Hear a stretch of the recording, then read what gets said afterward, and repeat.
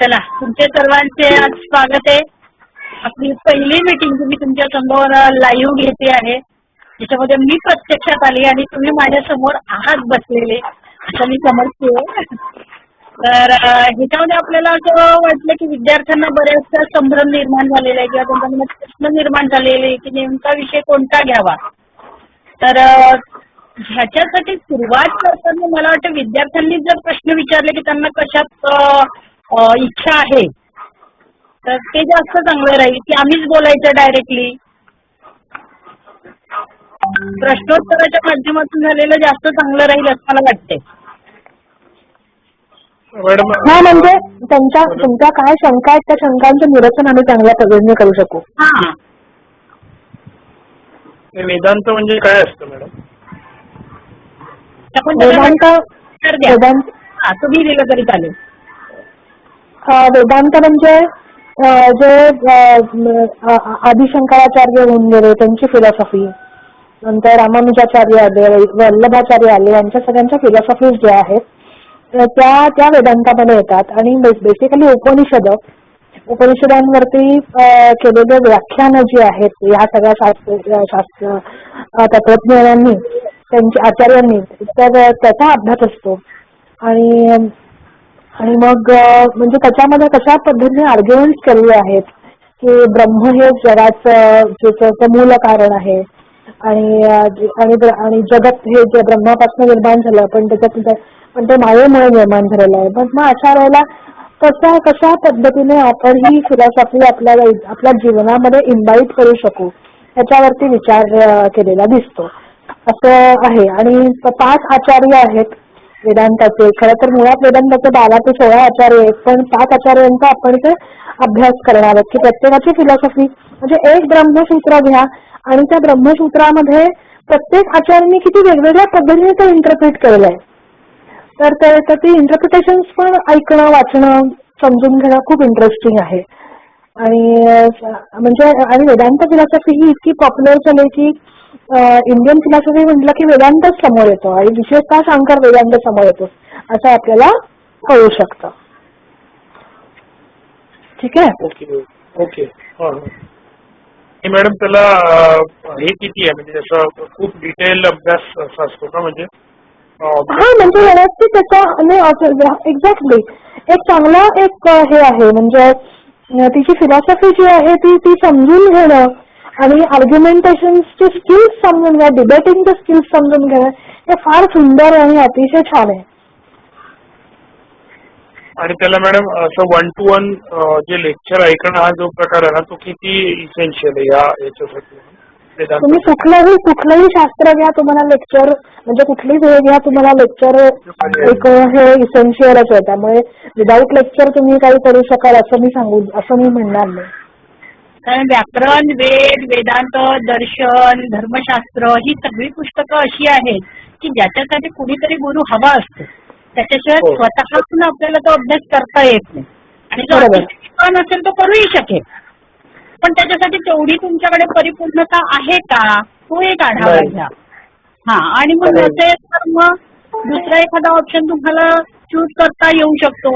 नाहीतर मग इथे तुम्हाला रेग्युलर अटेंड करावं लागणार, म्हणजे अधिकाधिक तरी. बरोबर.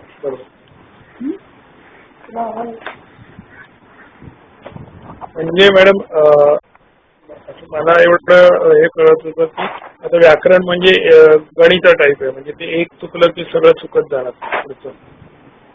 आणि हा थोडा सब्जेक्टिव्ह विषय होतो वेदांत. पण व्याकरण हा म्हणजे असं काही फक्त गणिती प्रक्रिया नाही आम्ही शिकवत व्याकरणामध्ये. ओके. व्याकरणाची स्वतःची फिलॉसॉफी आहे व्याकरणाची, ती पण आपण घेतो. बर. आणि विचारा तुमचं व्याकरण झालेलं आहे ना? हो, मला होतं BMS ला असताना लघु सिद्धांत झालं होतं, पण ते आता पूर्णच हे झालं ना, म्हणजे विसरून झालं. हा चालेल. त्यात त्यांना ते गणिती पद्धती सारखंच होतं ना, सूत्र लावा त्याचं रूपसिद्धी वगैरे होती. हा, त्यामुळे त्यांना ते तसं वाटलं की सोपं असेल. व्याकरण कठीण ना मॅडम. म्हणून मी व्याकरणाचं म्हणजे माझ्यासाठी मी विचारच नाही केला की म्हटलं ते एकदा चुकलं की चुकणार. हा, कारण त्याला पुन्हा प्रत्येकाला 5 पेपर आहेत हे लक्षात ठेवायचं. कुठल्याही हो. ऑप्शन चूज केला की 5 पेपर, 5 प्रोजेक्ट, 5 असाइनमेंट सगळं असणार आहे. त्या सगळ्यांची तयारी तुम्हाला ठेवावीच लागणार आहे. अजून कोणाला काय दुसरा प्रश्न कुठल्या आणि मॅडम गोष्टींचा? ठीक आहे दुसऱ्यांना बोलू. मॅडम, हम्म. वेदामध्ये एक चौथा पेपर आहे ना, वैदिक इंटरप्रिटेशन आणि बृहद देवता, त्याच्यामध्ये काय असेल?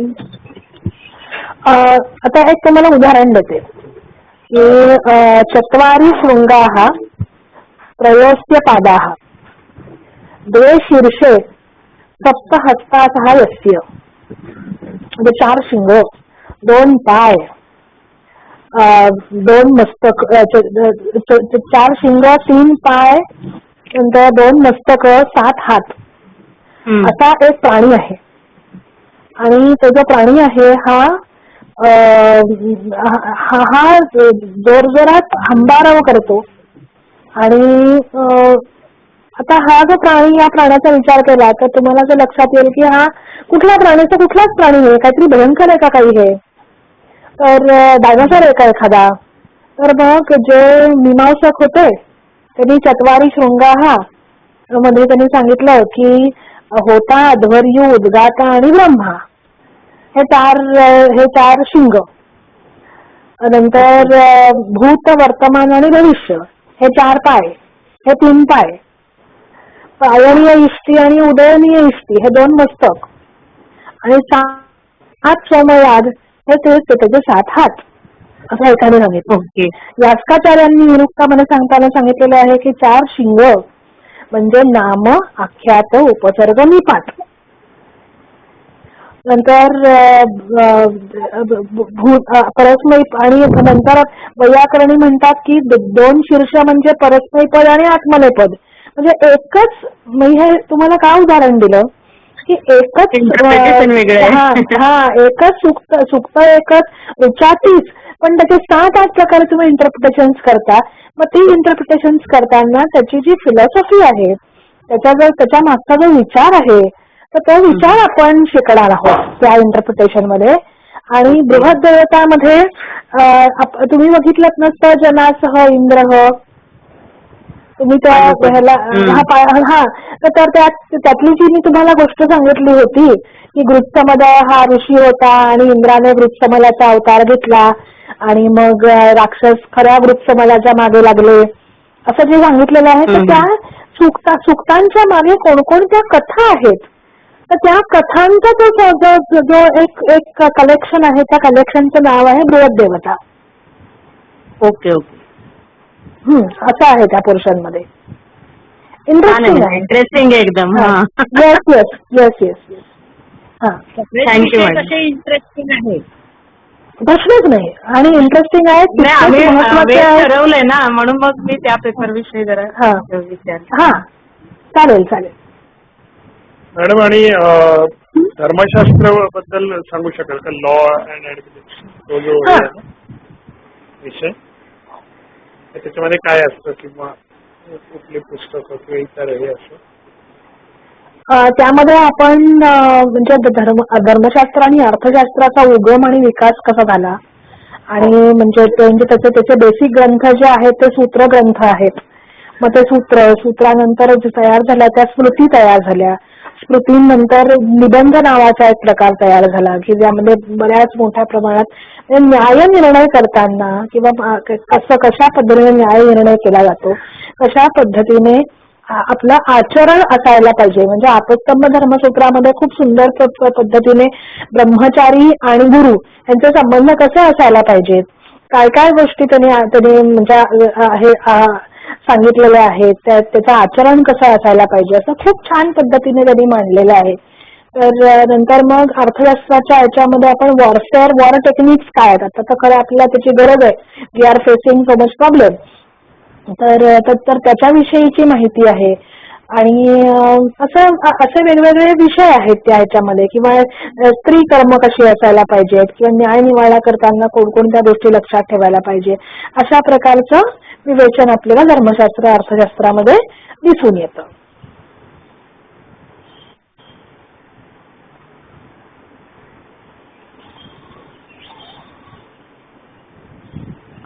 कारण धर्मशास्त्र आणि हे अजून बऱ्याच लोकांनी घेतलंय ना, मला वाटतं 5-7 हो हो हो नावं हो आहेत. हो त्यांनी पण जरा बोला ना, त्यांची काय कल्पना की काय प्रश्न, म्हणजे अजून क्लिअरिफाय होईल फक्त मॅडम बोलण्यापेक्षा. हम्म. म्हणजे त्यांना काय अपेक्षेने त्यांनी घेतले असं.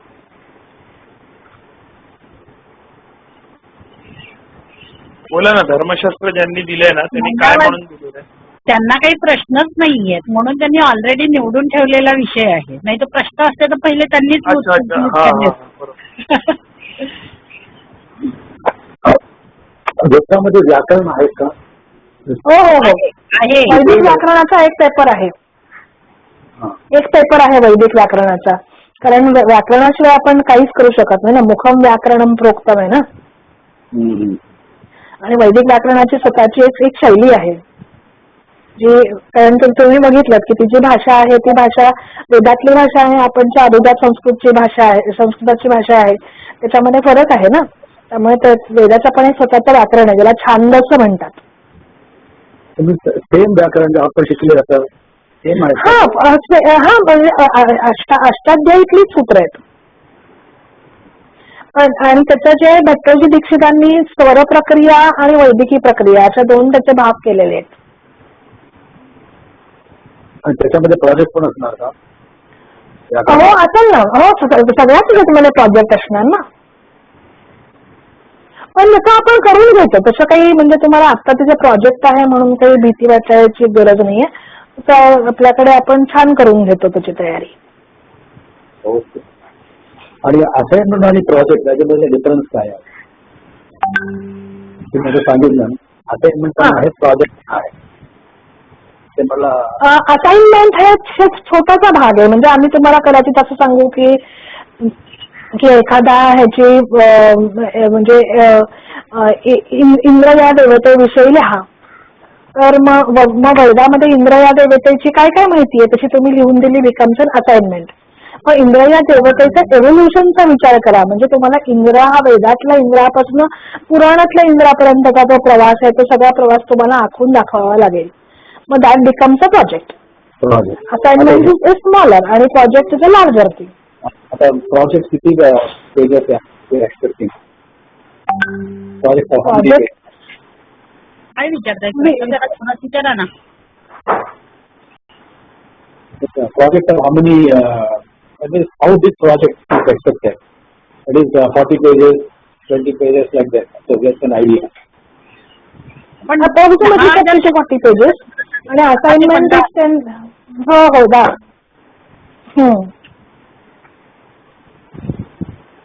हॅलो, पहिलं का उत्तर 10 ते 15,000 शब्द मर्यादा आपण साधारणतः देतो. 20 मार्काचा तो प्रोजेक्ट असतो. असाइनमेंट ही साधारणतः तुमची सराव प्रश्न म्हणून आपण जसं घेतो किंवा आता जी आपण 10 मार्कांची तुमची एक छोटीशी टेस्ट घेतली ती टेस्ट न घेता काही जण तुम्हाला प्रश्न घरून लिहून आणायला सुद्धा सांगू शकतील आणि त्याच्यावरून तुमच्या ते 10 मार्कांचं मार्किंग सुद्धा होऊ शकतं. ओके. तुम्हाला त्याला आपण असाइनमेंट म्हटलेलं ज्याचं छोटं स्वरूप आहे आणि मोठ्या स्वरूपात तुम्हाला प्रोजेक्ट सबमिट करायचा ज्याच्यात तुम्हाला संदर्भांसह सगळी माहिती नमूद करायची असते. थँक्यू. अजून पुढे बोला पंकज.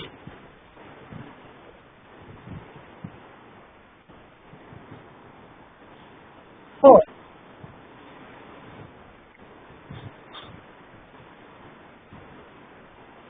नाही असं काही नाहीये, असं बंधन नाहीये.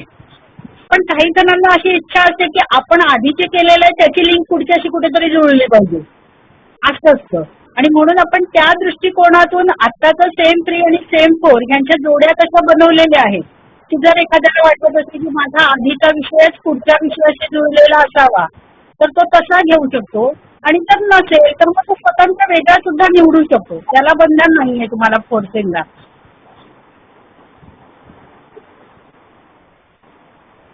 थोडासा होऊ शकतो जसं अलंकारांचा म्हणजे साहित्यामधला असेल किंवा अलंकारात मधला असलेला थोडासा भाग असेल तर काही एक रिपीट होऊ शकतात. उपमा उत्प्रेक्षा असेल किंवा अजून दुसरे कुठले असेल त्याच्यात रिपीट होऊ शकते.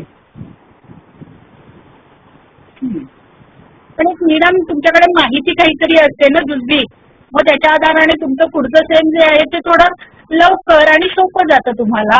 हा एक त्याच्यातला हेतू आहे.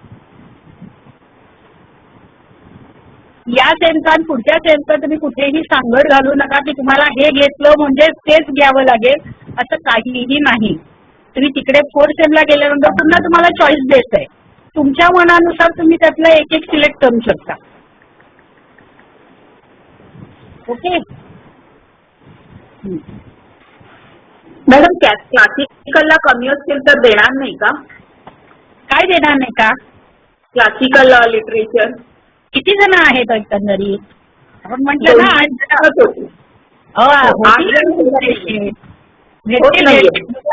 नाही होते. हो अजून कुठला विषय घेतलाय मग बाकीच्यांनी? माझ्याकडे फक्त 15 वेदाचे आलेत, व्याकरणाचे 8 दिसत आहेत मला वाटतं. आणि काय धर्मशास्त्र अर्थशास्त्र अर्थशास्त्र घेतलं मग बाकीच्या सगळ्यांनी. हो अच्छा, म्हणजे 20 जण तिकडे गेलीत? नाही 7-8 जणच आहेत अच्छा. धर्मशास्त्र.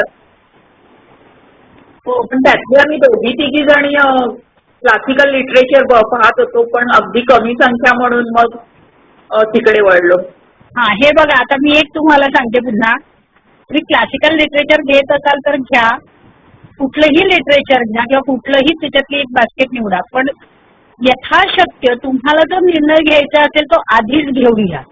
कारण काय होईल, नंतर एकदा का लेक्चर सुरू झाले आणि तुम्ही म्हटलं की आता आम्हाला चेंज करायचा, तोपर्यंत त्या टीचरचा अर्धा अभ्यासक्रम किंवा थोडाफार अभ्यासक्रम होऊन गेलेला असेल, जो अतिशय महत्वाचा असतो, ज्यात तुम्हाला पूर्ण वर्षभरात काय काय होणार आहे याचा एकंदरीत आढावा तुमच्या समोर मांडलेला असतो.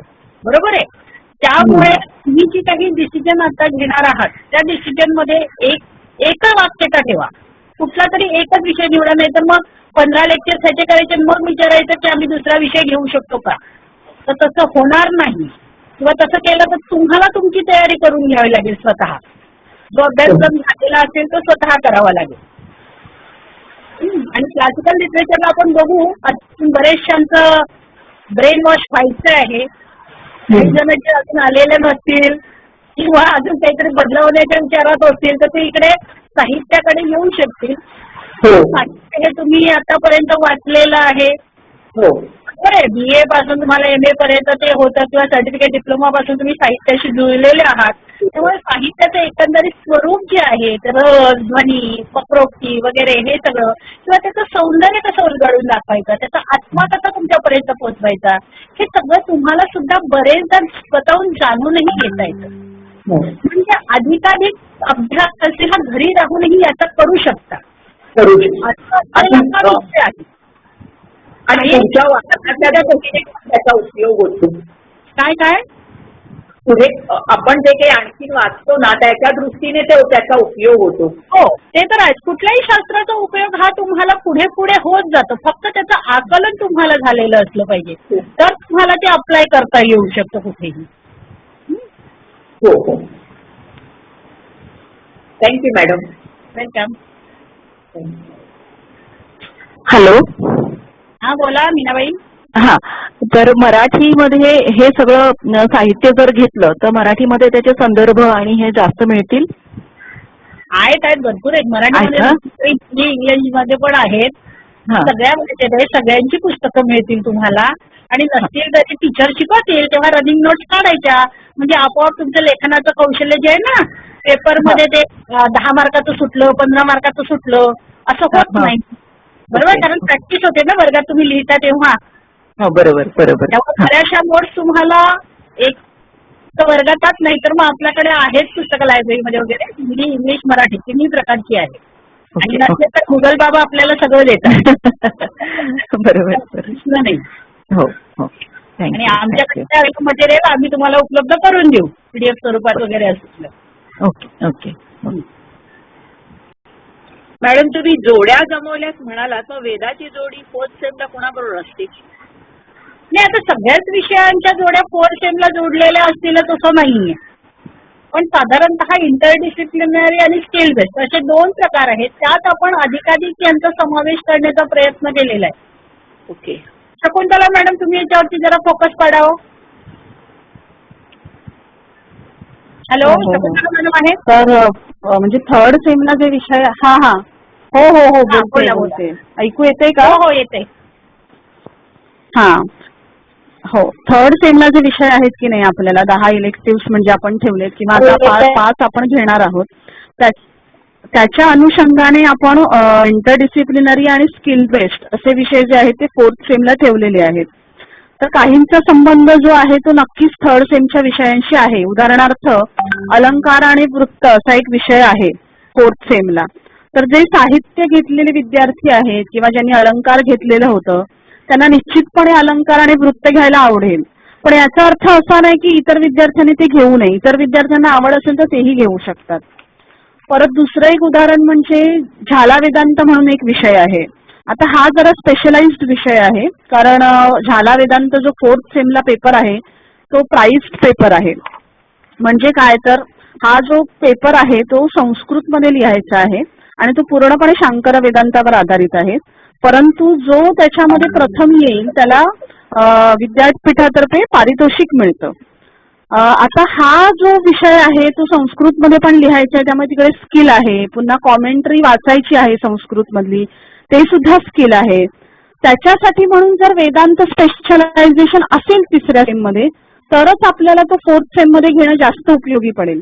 इतरांनी जर घेतला तर निश्चितपणे ते जड जाईल. याचं कारण आपण एका सेमिस्टर पुरता त्याचा विचार करतो आणि मग एका सेमिस्टरमध्ये जर म्हणजे पूर्ण मुळापासून वेदांताचा अभ्यास करायचा ठरवला तर ते कठीण जाईल. म्हणून मग ज्यांना झाला वेदांत आता करायचंच आहे परस्यू 4th सेममध्ये त्यांनी निश्चितपणे 3rd सेममध्ये घ्यावं असं मी म्हणेन. पण असं काही त्याची म्हणजे निश्चित अशा जोड्या नाही आहेत. किंवा उदाहरण अजून एक विषय आहे Indian aesthetics application, theory and application.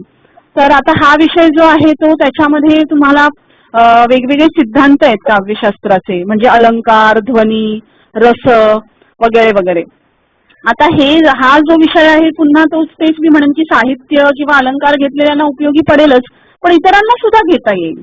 किंवा दुसरा एक विषय डायरेक्टॉलॉजी, थिअरी अँड ऍप्लिकेशन. हा विषय जो आहे तो पुराण वाङ्मय ज्यांनी अगोदर घेतलंय त्यांना कदाचित तो जास्त घ्यावासा वाटेल कारण त्याचा संबंध डायरेक्ट आहे, पण तो इतरांना सुद्धा घेता येईल. त्यामुळे असं काही विशिष्ट हे नाहीये त्याच्यामध्ये सूत्र, हे लक्षात ठेवा.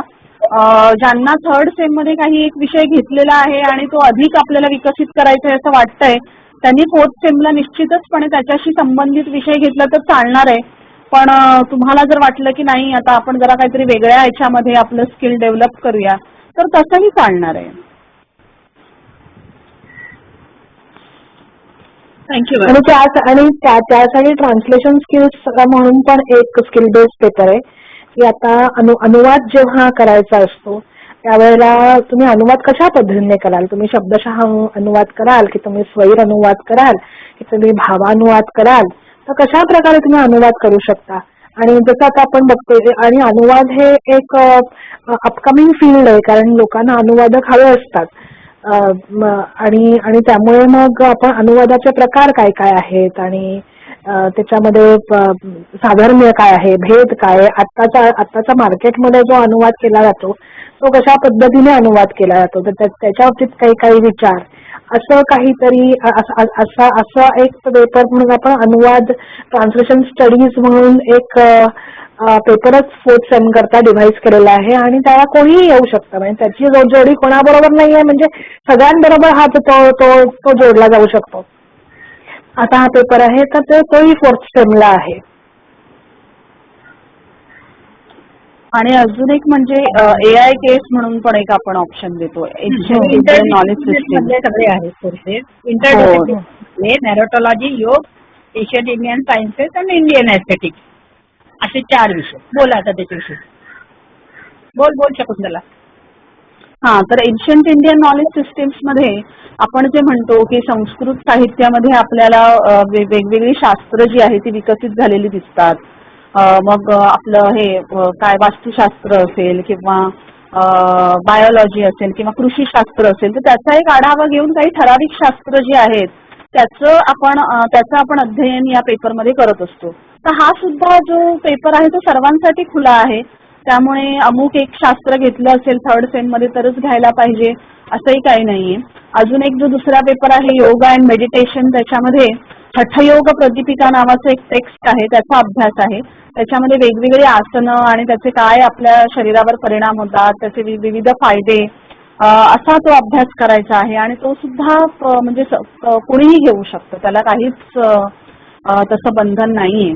त्यामुळे 4th सेमचा जो विचार आहे तो आता न करता तुम्हाला आता नेमकी कोणत्या विषयामध्ये आवड आहे ते अगोदर तुम्ही तपासून पहा. आणि आता जे तुम्ही प्रश्न विचारताय, जर तुम्हाला कन्फ्युजन असेल की मी हे घेऊ का हे घेऊ, किंवा अमुक एक मला कठीण वाटतंय का, किंवा पुस्तकांच्या अवेलेबिलिटी विषयी जर शंका असतील तर ते जरूर इथे विचारा, म्हणजे आपल्याला त्या शंका निश्चितपणे सोडवता येतील.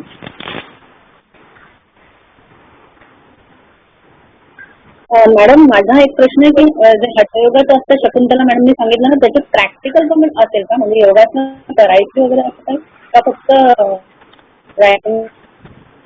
सध्या तरी जो अभ्यास आहे ना तो प्रॅक्टिकल असा नाहीये, तो टेक्स्च्युअल अभ्यास आहे. हा, टेक्स्च्युअल स्टडी आहे, त्या ग्रंथाचा अभ्यास आहे. त्याच्यामध्ये प्रॅक्टिकल ह्याचा समावेश नाहीये. पण बऱ्याचदा विद्यार्थी जे आहे ते योग शिकून आलेले असतात आणि ते स्वतः प्रॅक्टिस करत सुद्धा असतात. निश्चितपणे त्यांना रिलेट करायला मदत होईल त्यामुळे. धन्यवाद.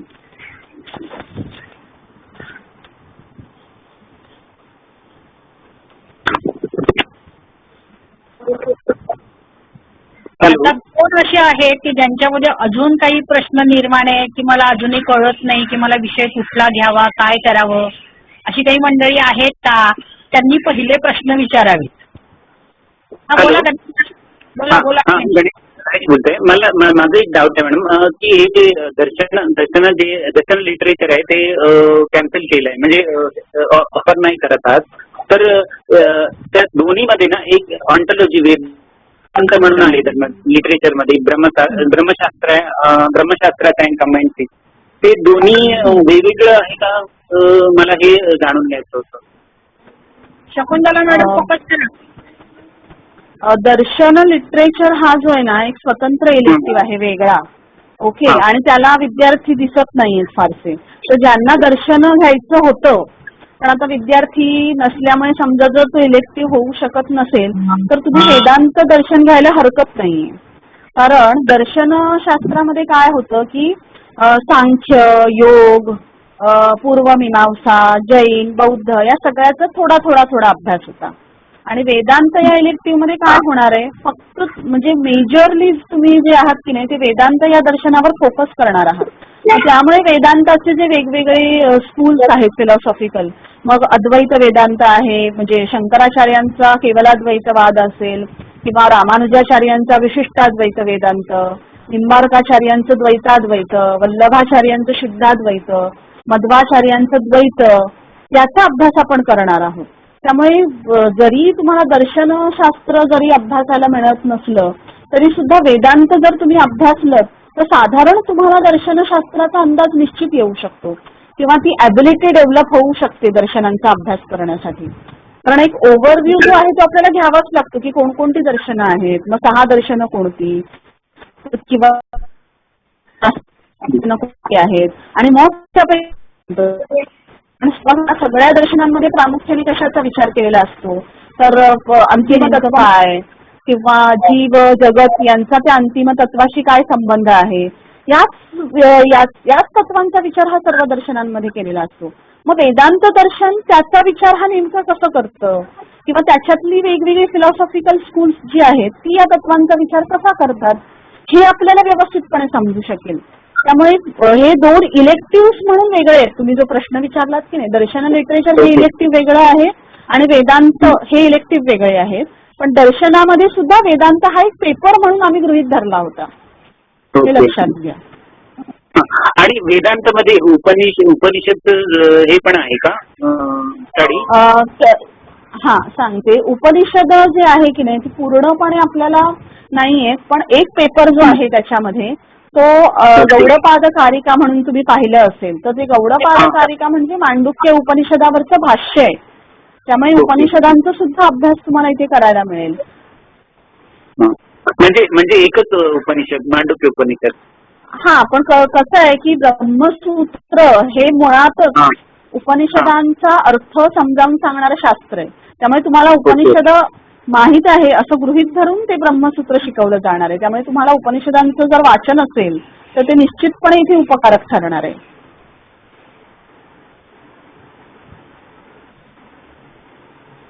Hello. Hello, ma'am, but the Vedanta paper then will be also be taught. हा हा बोल उत्तर. Will we also be taught some parts of the Upanishad in the paper? Yes, that's what I told. In one paper, we are going to study the commentary on Mandukya Upanishad. So that's Mandukya. What about like others? Will there be some overview given that the various Upanishads speak about this and things like that? Yes, while doing Mandukya Upanishad, there can be a introductory lecture on what is the Upanishads and what is the nature of Upanishads, how many Upanishads are there. Okay.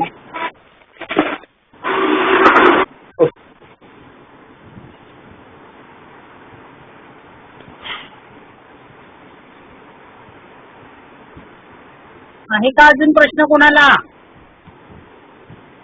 Hello, मला वाटतं प्रश्न complete की काय? हा बोला. हा, तर मला विचारायचं होतं की दर्शन जर असेल आणि मग त्याच्यात 6ही दर्शनांना थोडेफार सगळी माहिती असं असणार आहे का? स्वरूप कसं? हॅलो, आवाज येतोय? दर्शन दर्शन हे जे इलेक्टिव्ह आहे की नाही त्याच्यामध्ये साधारण एक जो पेपर आहे तो म्हणजे एकेका दर्शनावर किंवा सांख्ययोग याच्यावर एखादा पेपर असेल, वेदांतावर एखादा पेपर असेल किंवा जैन बौद्ध याच्यावर एखादा पेपर आहे. तर असं त्याचं स्वरूप असणार आहे. मग तेव्हा काय होईल की आता समजा दर्शनाची व्याप्ती तर खूप मोठी आहे, पण त्या एखाद्या ग्रंथामधला निवडक भाग जो आहे तो तुम्हाला तिकडे अभ्यासासाठी लावलेला आहे.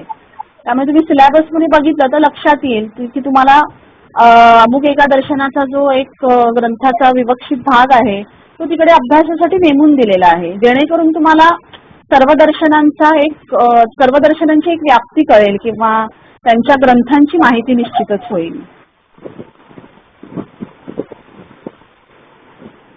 म्हणजे तिथे जर जास्त लोक असतील तर तुम्ही दर्शन पण ठेवणार? हा, म्हणजे त्याचं बघावं लागेल संख्येवर. पण जर दर्शन आणि वेदांत हे जर कुठेतरी क्लब होऊ शकले तर बरं होईल आपल्याला. ऍक्च्युली. Okay, thank you.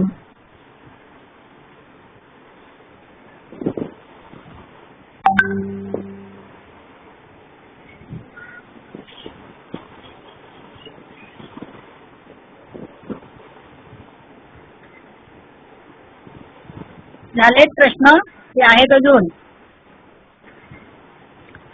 आणि अजून एक सूचना अशी आहे त्यामुळेच की बऱ्याच जण म्हणजे ज्यांना कन्फ्युजन आहे त्यांनी असं कदाचित केलं जाऊ शकेल की तुमचा जो पहिला प्रेफरन्स आहे तो तुम्ही एक द्या आणि एक सेकंड प्रेफरन्स द्या. म्हणजे समजा तुमचा जर पहिला प्रेफरन्स हा जास्तीत जास्त लोकांनी घेतलेला नाही आणि त्यामुळे तो अवेलेबल होत नाहीये, तर निदान तुम्ही दुसरा प्रेफरन्स जो आहे त्या गटात तरी जाऊ शकाल आणि आपल्याला ते ग्रुप्स बनवणं सोपं होईल. म्हणजे आपल्याला जे 5 इलेक्टिव्ह साठी विद्यार्थी विभाजित करायचे ते करणं सोपं होईल. कारण आता मला वाटतं काहींनी चॉईसेसच अजूनपर्यंत सांगितलेले नाहीयेत, हे लक्षात येतंय. तुझ्या मनात आलेला विचार हा आता वेदांत आणि दर्शन ह्याच्यावरून आलेला दिसतोय. कारण वाटतोय की काय करायचं, वेदांत घ्यायचं. जर तुम्ही 2 चॉईस दिले तरीही चालेल. मग ज्या ठिकाणी आपल्याला वाटते की इकडे मेजॉरिटी जास्त आहे तिकडे मग तुम्हाला क्लब केलं जाईल. हो, तसा विचार करा. आणि मग तसं ज्यांना वाटत असेल की आपल्याला आता काहीच सुचत नाहीये पण मला हे दोन्ही विषय चांगले वाटतात, तर असे 2 विषयांची नावं तुम्ही द्या. त्यातला ज्याच्यात तुम्हाला बसवता येईल त्यात आम्ही तिकडे तुम्हाला टाकू. मग त्याला ऑप्शन राहणार नाही. शेवटी जिकडे जास्त संख्या तिकडे तुम्ही. त्यामुळे तुम्ही ऑलरेडी सगळ्यांनी मिळून आधीच ठरवा की तुम्हाला काय घ्यायचे. ठीक आहे. आणि ते लिहून देताना नुसतं ग्रुपवरती टाकायचं का, तो गुगल फॉर्म भरून द्यायचा? नाही, तुम्ही आता सगळ्यांनी एकाने मॉनिटर घेऊन एक कोणीतरी मॉनिटर करून त्यांनी जर टाकलं की बाबा आमच्या ग्रुपमध्ये हे एवढे एवढे मुलं असतील, वेदाचे हे आहेत, वेदांताचे हे आहेत, व्याकरणाचे हे आहेत, असं ग्रुपवरती टाकलं तरीही चालेल. आणि त्याची शेवटची तारीख काय, जेवढ्या लवकर तुम्ही दिले तेवढ्या लवकर क्लासेस सुरू होतील, जेवढ्या उशिरा तुम्ही देणार त्याच्यानंतर क्लासेस सुरू होतील 15 दिवसांनी. तुम्ही एक तारीख मला वाटतं द्यावी, असं म्हणजे सगळे लोक पण पटकन करून टाकतील असं. मी सांगितलं ना तुम्हाला, मागेच सांगितलेलं, तेव्हाच मी 4 दिवसांची मुदत दिली होती, 8 दिवसांची मुदत दिली, पण सगळ्यांचं ते त्यांचं ओरिएंटेशन घ्या म्हणून आता शेवटी म्हटलं जाऊ दे, ओरिएंटेशन होऊन जाऊ दे एकदाच. आता या 2 दिवसात मग तुम्ही आता विचारा, मला कळवा. चालेल. कारण त्याच्यानंतर आम्हाला पुढच्या स्टेप्स अजून फॉलो करायचे असतात, कसं करायचं, काय करायचं, सगळं मॅनेजमेंट करावं लागेल ना त्याचं, आणि त्याच्यानुसार मला लेक्चर्स अलॉटमेंट होतील. हो. Now we'll have online lectures, madam. हाँ बोला. Now we'll have online lectures. हाँ, अभी तो ऑनलाइन ही होगा, जब सब शुरू होगा उसके बाद में देखेंगे ऑफलाइन, लेकिन जब तक शुरू नहीं होता है तब तक ऑनलाइन ही होगा. तो जो टीचर जिस हिसाब से सिखाएंगे उस हिसाब से आप करते जाओ. Okay, okay. I request madam that जो भी लेता है, हमने वेदा लिया है तो उसके लिए जो इम्पोर्टेंट बुक्स है आप सजेस्ट करेगा, we can procure it and वो सब आपको मिलेगा. पीडीएफ स्वरूप में होगा तो वो पीडीएफ भी आपको दिए जाएंगे. वही मैंने पहले ही बोल दिया कि जो भी हमारे पास अवेलेबल मटेरियल होगा वो आपको दिया जाएगा. जो नेट पर अवेलेबल है वो आपको मिल सकता है, और जो सिखाएंगे उसमें से भी आपको रनिंग नोट्स या कुछ मिल जाएगा. Okay ma'am, thank you. आर्ष महाकाव्य पुराण कोणी घेतलं नाहीये का ग्रुप्समध्ये? अजूनपर्यंत तरी आलं नाही. आम्ही घेतलंय मॅडम. आम्ही 7 जण आहोत. अच्छा, किती जण आहेत? 7 लोक आहेत. ओके, बरं. ठीक आहे. बेसिकली आम्हाला तुम्हाला सगळ्यांना ऐकायचं होतं, बरेच दिवस झाले ऐकलं नव्हतं, म्हणून जरा काल घाट घातला थोडा लिहायचा. आज खरंच खूप बरं वाटतंय. खूप बरं, मलाही सगळं अगदी खूप छान वाटतंय. वनवासात गेल्यासारखं झालेलं आहे. बंद केलंय बसलेली आहे. मी माझ्या पोरांना तिकडे बंद केलंय. नवऱ्याला पोरांना म्हटलं तुम्ही तिकडे राहा, मला इकडे मिटिंग घ्यायची आहे, म्हणून मी आता तुमच्यासमोर उपस्थित आहे. नाही, खरंच खूप म्हणजे आम्हाला एक दिवस आम्हाला तिकडचा हवाय. आता भाग्यवशात ह्या गोष्टी आल्या आहेत त्यामुळे ते करता येत नाहीये, म्हणून काल जरा तुम्हाला थोडस त्रास दिला, पण आज खूप खूप मजा आली, खूप बरं वाटतंय. म्हणजे खरं तुमचा शकुंतला मॅडमचा, माधवी मॅडमचा आवाज पण बरेच दिवसात ऐकला नव्हता. शोभाताई आता जास्त आवाज ऐकून घ्या, काही प्रश्न विचारायचे असेल तर विचारा. पण आर्ष महाकाव्याचा आहेत 7 जण आहेत.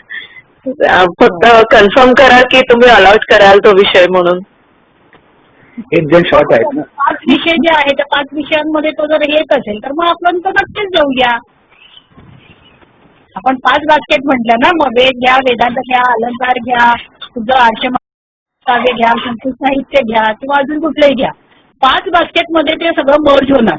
त्यामुळे तुम्ही जो दुसरा काही एक पर्याय निवडत असाल तो पर्याय जिथे मेजॉरिटी जास्त असेल तिकडे तो वळवला जाईल. त्याचं फक्त एक लक्ष ठेवायचं.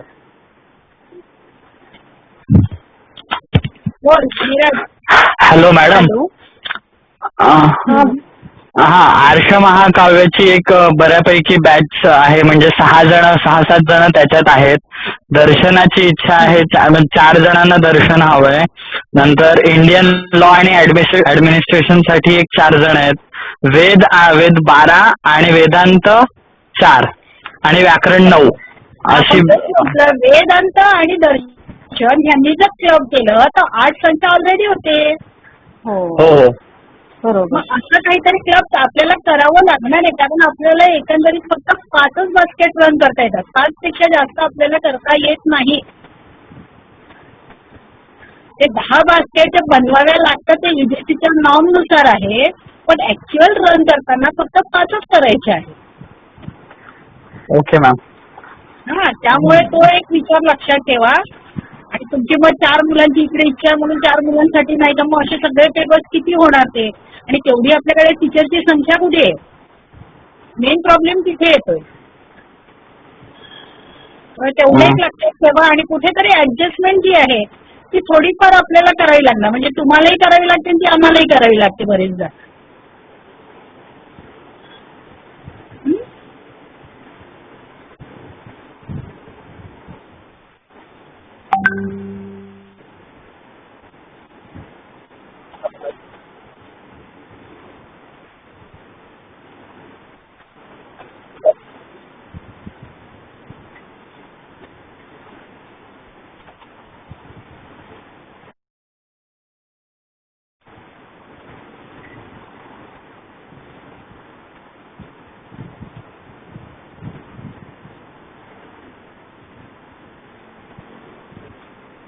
हा हा हा. फक्त परीक्षार्थीसाठी असेल ना, आता साहित्य ह्याच्याशिवाय दुसरं कुठलाच नाहीये. कारण साहित्य तुम्ही बरेचदा वाचलेलं असतं, बरोबर आहे. पण साहित्यात बऱ्याचशा गोष्टी अशा आहेत की ज्या बऱ्याच जणांना अवगत होत नाही. MA होतात, डबल MA होतात, ट्रिपल MA होतात, पण तरी सुद्धा साहित्याचे जे मर्म आहेत किंवा जे काही अंतर्गत सौंदर्य आहेत ते सौंदर्य उलगडून दाखवण्याची जी कला आहे ती तुम्हाला जोपर्यंत ते चांगलं शिकत नाही तोपर्यंत ते तुम्हाला उमगत नाही. त्यामुळे साहित्य हे तुम्ही परीक्षार्थी म्हणून अभ्यासू शकता, पण ते वैयक्तिक जीवनात तुम्ही किती फॉलो करू शकाल हा मात्र पुन्हा प्रश्नचिन्ह असतोच. त्यामुळे कुठलंही शास्त्र हे आपल्याला घरी बसून किती झेपू शकेल हे मी मगाशी म्हटलं की आपल्यात किती परिपक्वता आहे त्याच्यानुसारच आपण ते ठरवू शकतो. पुराणांविषयी शकुंतला मॅडम सांगा यांना. तुम्ही जो प्रश्न विचारलात की आधी जर माहिती असेल तर ते आपल्याला सोपं जाईल का? वाचन असेल तर निश्चितपणे ते सोपं जाईल, पण अर्थात आपण त्याचा जो अभ्यास करणार आहोत तो थोडा एका विशिष्ट पद्धतीने करणार आहोत. म्हणजे आर्ष महाकाव्य आणि पुराण यामध्ये काय काय तुम्ही जर सिलेबस बघितला असेल तर पहिला पेपर जो आहे तो रामायण स्टडीज असा आहे. आता एक वाल्मिकी रामायण हे आपल्याला माहित असतं, पण मग ते वाल्मिकी रामायण म्हणजे पण ते कदाचित मुळात वाचलेलं नसू शकेल आपण, तर ते आपल्याला थोडा भाग त्याचा जो आहे तो वाचायला लागेल किंवा रामायणाची क्रिटिकल एडिशन जी आहे ती बघावी लागेल. तसंच वाल्मिकी रामायणाप्रमाणे अशी अनेक रामायण आहेत, जवळजवळ 300 रामायण आहेत असं म्हटलं जातं. अध्यात्म रामायण आहे, आनंद रामायण आहे, ही संस्कृत रामायण आहे. त्याच्याशिवाय रिजनल रामायण सुद्धा निर्माण झालेले आहेत वेगवेगळ्या भाषांमधनं.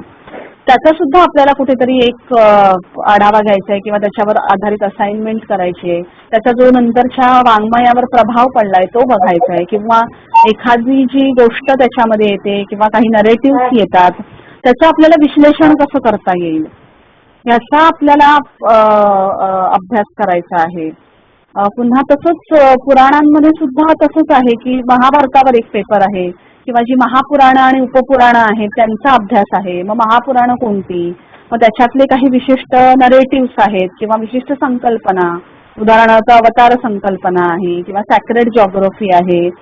याच्यासाठी पण वाचन आपल्याला करायला लागेल हे निश्चित आहे. आपल्याकडे तशी पुस्तकं सुद्धा लिहिली गेलेली आहेत. त्याचं जर आपण वाचन केलं तर आपल्याला अभ्यासाची योग्य दिशा आणि पद्धत सुद्धा नक्कीच कळू शकेल.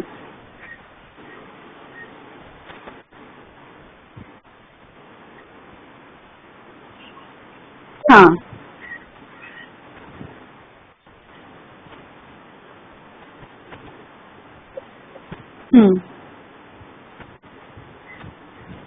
ते ऍक्च्युली खरं तर मी सांगेन की तुमचा इंटरेस्ट काय आहे. म्हणजे तुम्हाला आता पुराण वगैरे ह्यांचं कसं आहे की व्याप्ती खूप जास्त असते, पण त्यांना ती गोष्टींची आवड आहे किंवा त्याच्यातनं योग्य मर्म शोधण्याची आवड आहे किंवा इंटरप्रिटेशन्स करायला आवडतील, तर असा भाग आहे.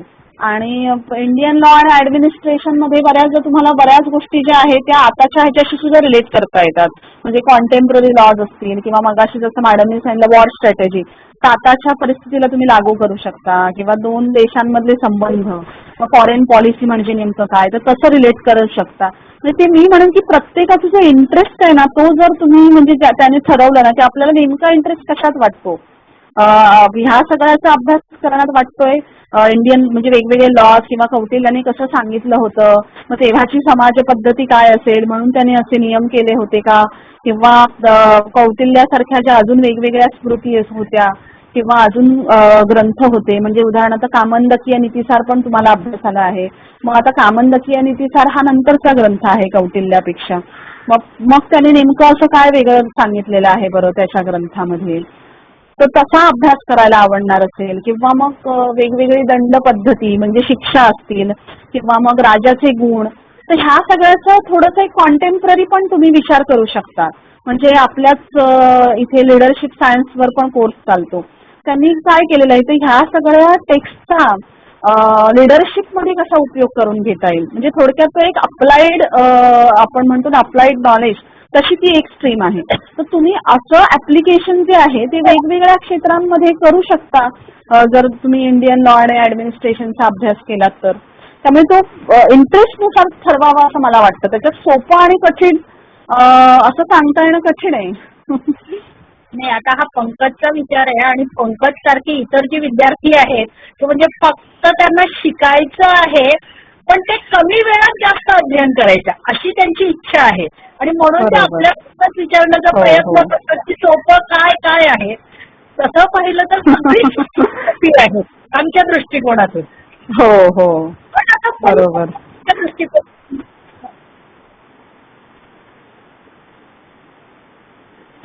नाही, शोभा मॅडम स्वतःच अनम्यूट करतील. शोभा मॅडम अनम्यूट व्हा आणि बोला यांच्याशी काहीतरी.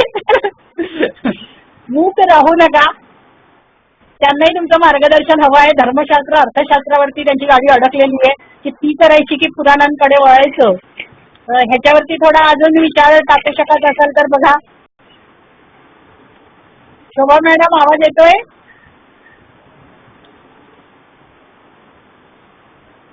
त्या म्यूट वरती म्यूट केलं, सॉरी.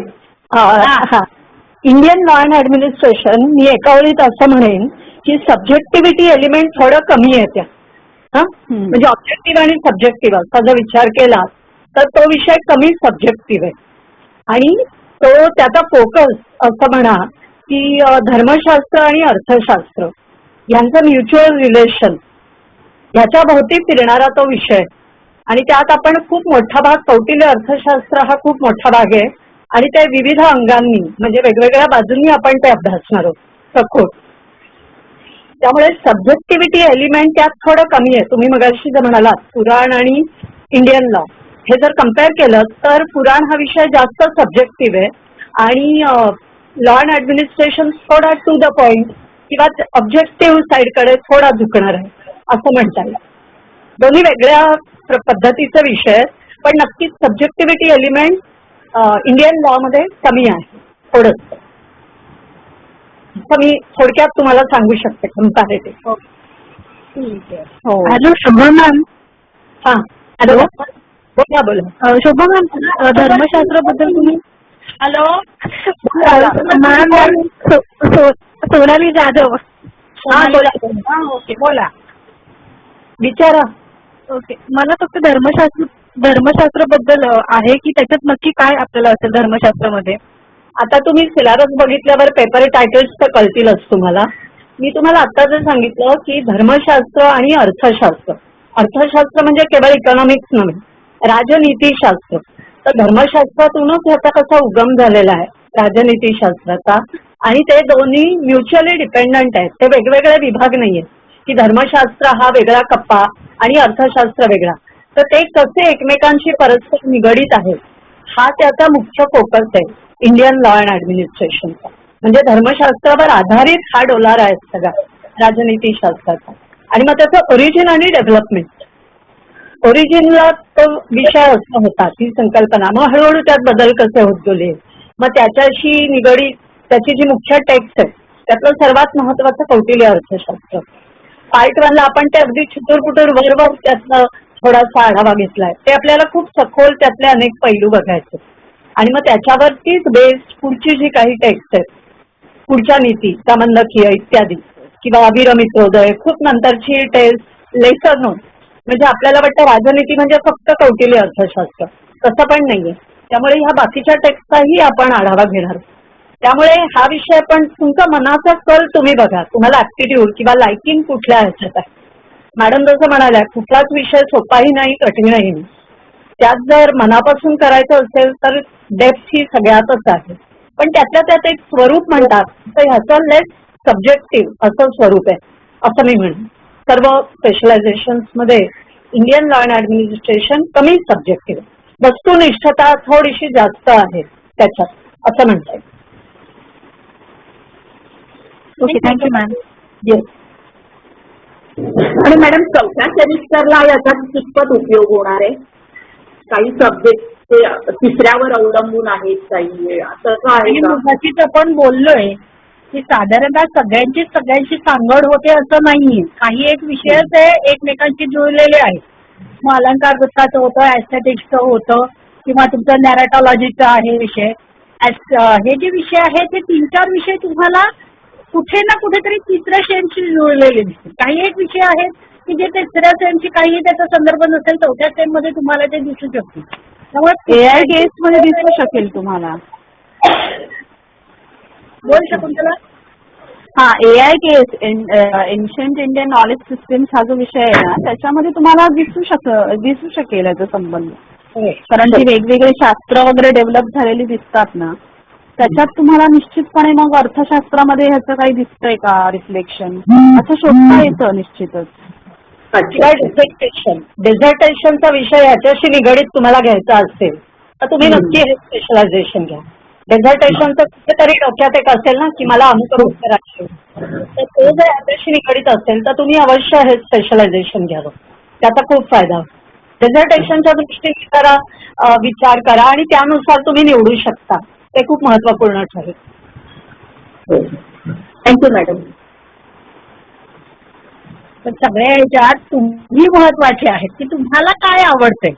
तुम्हाला राजनीती आवडते, तुम्हाला साहित्य आवडतं, तुम्हाला वेदातले सुक्त मंत्र ऋचा आवडतात, तुम्हाला वेदांतामधली फिलॉसॉफी आवडते, दर्शनांमधलं दर्शन तत्व आवडतंय की काय आवडतं हा स्वतः तुमचा वैयक्तिक प्रश्न आहे, ज्याला आम्ही जास्त फोर्स करू शकत नाही. आम्ही फक्त तुमच्यापर्यंत माहिती पोहोचवण्याचं एक माध्यम आहे. शेवटचा निर्णय मात्र सर्वस्वी तुमचा राहील की मला हे घ्यायचंय. पण मात्र एक लक्षात ठेवा की 5 बास्केटच्या वर आम्हाला ते जाता येणार नाही. त्यामुळे 5 विषयांसाठी तुम्ही ती तशी निवड करावी अशी आमची मनस्वी इच्छा आहे. हॅलो. हां,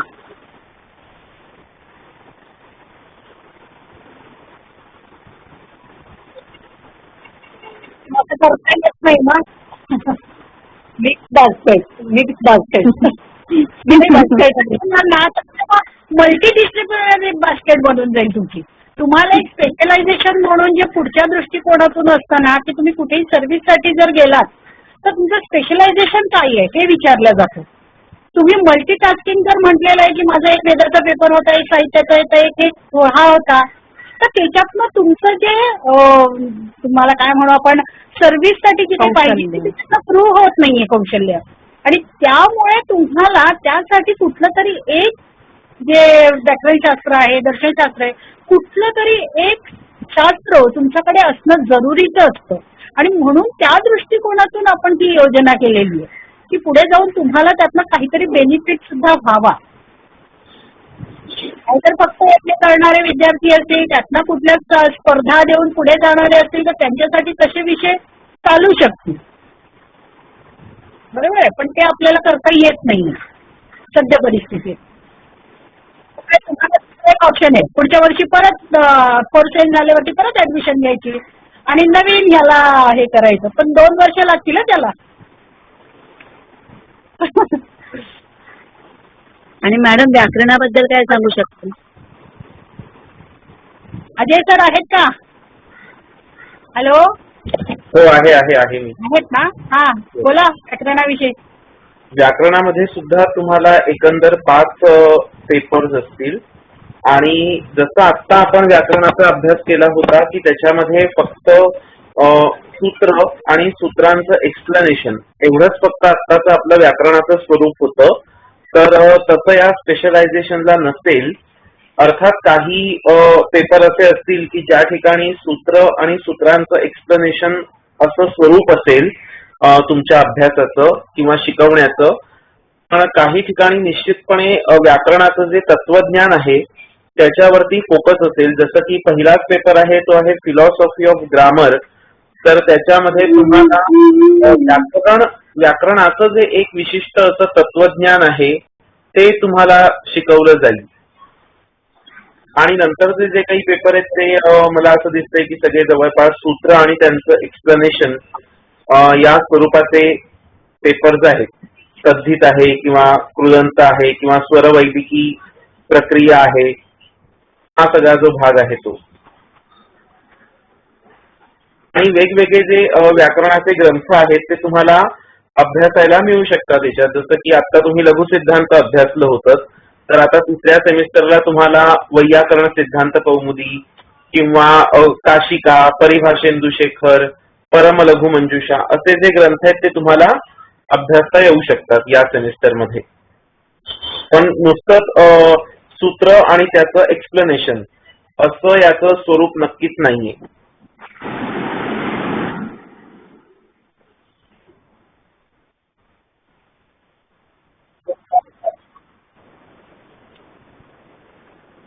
हो, ते सगळीकडे आहे.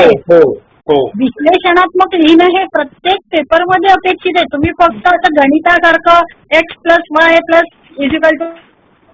असं लिहून कुठेही चालणार नाहीये. असे जर तुम्ही बिंदूनुसार जर लिहिलेत प्रश्नांची उत्तरं तर तुम्हाला बिंदूनुसारच मार्क मिळतील. त्यामुळे विश्लेषणात्मकच सगळी पेपर आहेत आपली.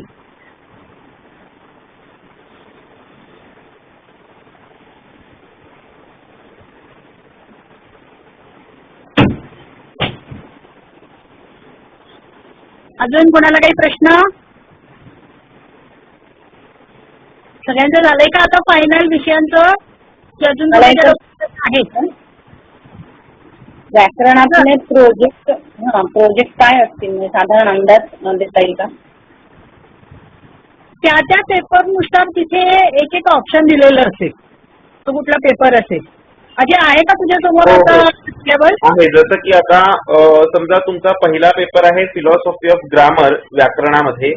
तर त्याच्यामध्ये तुम्ही 3 टेक्स्ट शिकणार आहात. महाभाष्य आहे, वाक्यपदीय आहे आणि परमलघु मंजुषा आहे.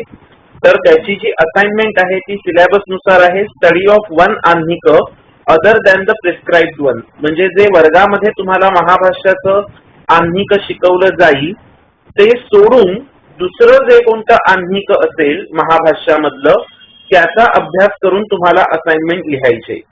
किंवा जो दुसरा पेपर आहे तो आहे पोस्ट पाणिनियन ग्रामर.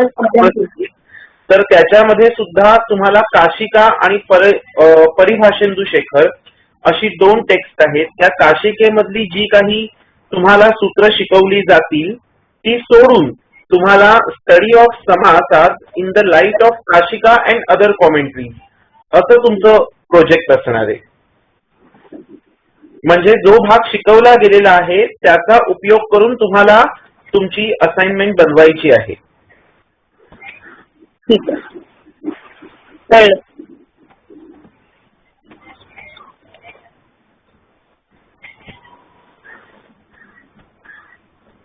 कोणाला आणखी प्रश्न विचारायचे असेल तर पटकन हात वर करा. बोला लवकर. मला वाटतं आता कोणी राहिले नाहीये प्रश्न विचारणार. आहे का कुणी? आवाज येतोय ना माझा की मी म्यूट झाले? हो हो येतोय मॅडम. मग आता झाले का शंकांचं निरसन? हो, याच्यातून अजून शंका निर्माण झाल्या? नाही, आमचं ठरलंय वेद. गुड. आता एक काम करा, तुमचा कल कुठल्या विषयाकडे जातोय त्याची चाचपणी तुम्ही स्वतः करा. जर एखाद्याला वाटत असेल की नाही मी आतापर्यंत साहित्य शिकलोय, मग आता काय तेच साहित्य घेऊ, मग त्याच्यापेक्षा मी धर्मशास्त्राकडे जातो असं म्हणून जर त्याची इच्छा धर्मशास्त्राकडे होत असेल तर त्यांनी जरूर जावं. जर एखाद्याला वाटत असेल की नाही धर्मशास्त्र मला कठीण वाटतंय, मला वेदातल्या कथा त्याच्यापेक्षा जास्त आवडतील, सुक्तांचा अभ्यास, देवी देवतांचा अभ्यास हे जर मला जास्त आवडत असेल तर तुम्ही त्या वेदाकडे जा. जर तुम्हाला वाटत असेल की नाही या सगळ्यांपेक्षा मला वेदांतातली फिलॉसॉफी जास्त आवडतीये तर तुम्ही नक्कीच त्या वेदांताला निवडा. जर तुम्हाला वाटत असेल की नाही मला ह्या सगळ्यांमध्ये वेद असो, वेदांत असो, धर्मशास्त्र असो, कुठलाही विषय असो किंवा साहित्य असो, ह्याच्यामध्ये असणारं जे सौंदर्य आहे ते सौंदर्य मला जाणून घ्यायचं आहे तर तुम्ही अलंकार शास्त्राला निवडा. बरोबर. म्हणजे अशा प्रकारे तुम्ही तुमचा कल जाणून घ्या की मला कशात इंटरेस्ट आहे. कारण तुमच्या इंटरेस्ट शिवाय तुम्ही डेझर्टेशन सुद्धा करू शकणार नाही, कारण तुम्हाला विषय समजला पाहिजे. आणि जर विषय तर तुम्हाला त्या विषयानुरूप तुम्हाला डेझर्टेशन करता येऊ शकतात. त्यामुळे पहिली चाचपणी स्वतःची करा की मला कुठल्या विषयात रस आहे आणि त्याच्यानुसार विषयाची निवड तुम्ही जर केली तर ती जास्त चांगली राहील. कारण जे आपल्याला आवडत असतं ते आपल्याला मग आयुष्यभर आपल्या लक्षात राहतं की आपण काय काय शिकलो होतो. आणि जर बळजबरीने दिलेलं असेल आणि नाही मग आता तुम्ही हेच करा, तुम्ही हे घेऊच नका असं जर म्हटलं आणि तुम्हाला जबरदस्तीने दिलं तर ते तुम्हाला कदाचित आवडणार नाही. पण आम्ही अशाच लोकांना क्लब करतोय की जिथे काहीतरी सारखेपण आहे. म्हणून जसं आपण म्हटलं की दर्शन आणि वेदांत ह्यांना आपण क्लब करू शकतो, अलंकार आणि साहित्य ह्यांना आपण क्लब करू शकतो. तर अशा प्रकारांची तुम्ही 2-2 विषयांची जर नावं दिली तर आम्ही ते बघू की कुठे जास्त संख्या आहे आणि तिकडे आम्ही त्यांना लोकांना त्या वळू. म्हणजे ज्यांचं फिक्स झालेलं नाहीये की मला हाच विषय घ्यायचा, जे विचारांनी डळमळीत आहे त्या लोकांनी त्यांचा पहिला प्रिफरन्स द्यायचा की मला पहिलं साहित्याला जायला आवडेल किंवा दुसरा प्रिफरन्स मला अलंकाराला जायला आवडेल. मग 2 पैकी साहित्य ठेवायचं की अलंकार ठेवायचा तो शेवटचा डिसिजन आमचा असणार आहे. कळलंय? हॅलो. हो मॅडम. म्हणजे ज्यांचं एकदम नक्की आहे आणि 8च्या आसपास हे आहेत विद्यार्थी त्यांनी सेकंड प्रेफरन्स द्यायला नको ना? नाही त्यांना काही गरज नाही. त्यांची 8 ऑलरेडी झालेली आहे ना संख्या.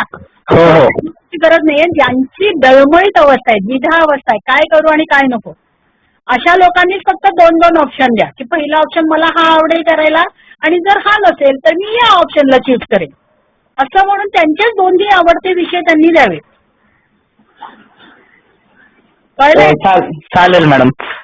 ओके. अजून कोणी मॅडमना काही सांगायचंय? माधवी मॅडम, शकुंतला, अजय, शोभाताई? नाही. स्वप्न नाही दिसली? नाही. ठीक आहे. आहे मी पण. हॅलो. नाही आहे ऐकत होते मी. स्वप्न नाहीच आहे तिथे म्हणून आम्ही बोललोच नाही. म्हटलं नाही आहे. ओके ठीक आहे. तुला काही अजून सांगायचं वाटतंय का? नाही सांगितलं ना बा, तुम्हीच एवढे सिनियर आहात सगळे, मी नवीन काय सांगणार आहे. एखादा विषय आमच्याकडून राहिलेला असेल आणि तो तुझ्या लक्षात आलेला असेल की बाबा असंही होऊ शकतं, तर कसं काही सजेशन तुला द्यायचं असेल तर सांग. बिचारांना आवडतं बोलायला सगळ्यांशी, त्यांच्याकडे फार वेळ आहे. नाही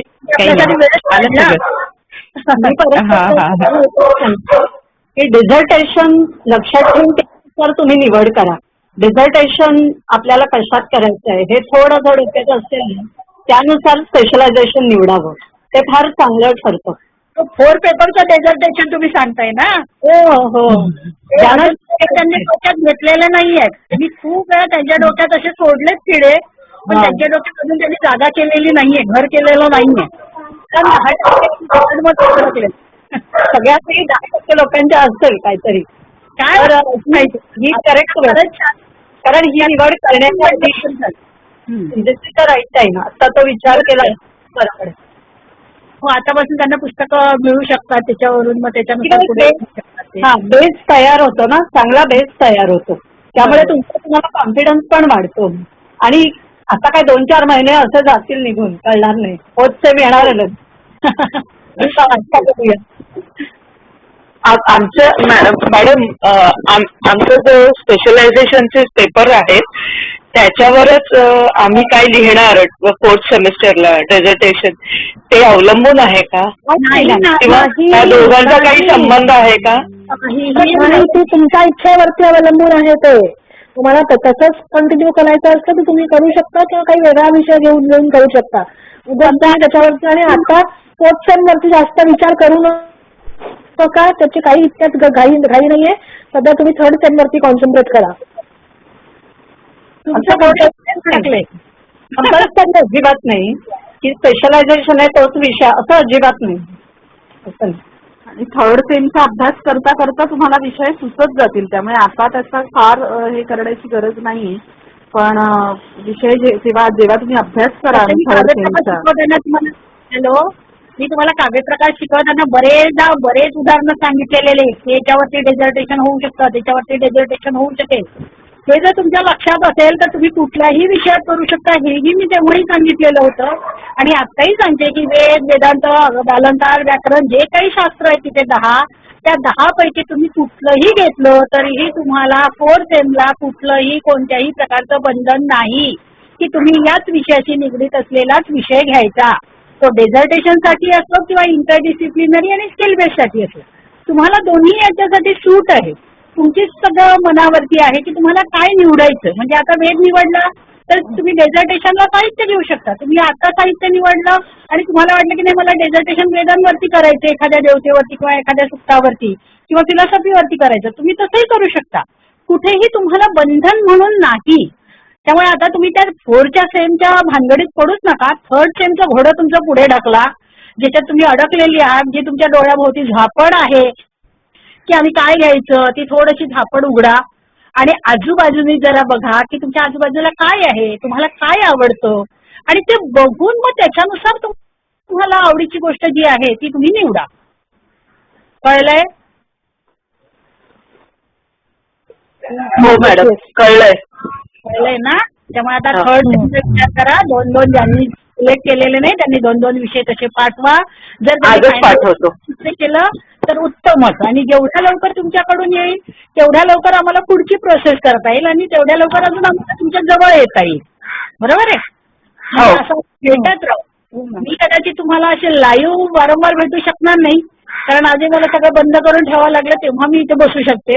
तसं मला रोज माझा नवरा करू देणार नाहीये ना 2-4 तास असं बसून. शेवटी त्यालाही त्रास होतो. म्हणून मी म्हटलं की असे लाईव्ह येऊ शकणार नाही पण मी तुमच्या सोबतीला असेल आणि जे काही माझ्याकडे आहे ते मी सगळं तुम्हाला देण्याचा प्रयत्न करेन. त्यामुळे त्याची काळजी तुम्ही कळवायची नाही. तुम्ही फक्त तुमचे विषय सांगायचे. पुढची जबाबदारी आम्ही करणार. लवकरात लवकर कळवतो. चालेल, हरकत नाहीये. 2 दिवस तुम्हाला दिले, 2 दिवसात तुम्ही कळवा. ओके, मग आता आपली मीटिंग संपवायची.